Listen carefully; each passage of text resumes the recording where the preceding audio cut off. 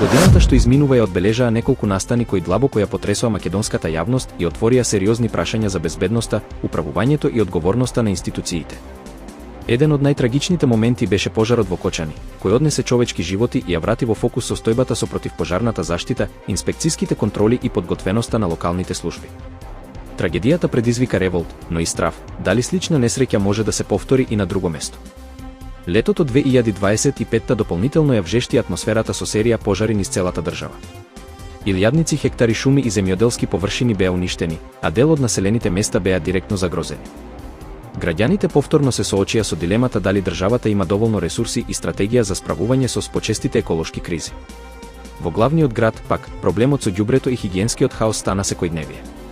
Преполните контејнери, непријатната миризба и опасноста по јавното здравје ја засилија недовербата кон градските власти и отворија прашања за долгорочните решенија за управување со отпадот.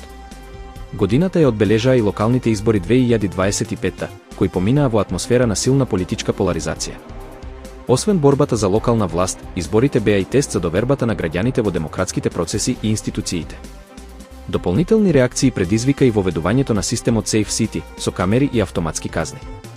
Дел од граѓаните го поддржаа како чекор кон поголема безбедност, додека други изразија загриженост за приватноста и селективната примена на законот. Сите овие настани заедно ја направија 2025 година период на сериозни предупредувања, година што ги натера граѓаните да размислуваат, но и да бараат поодговорна и поефикасна држава.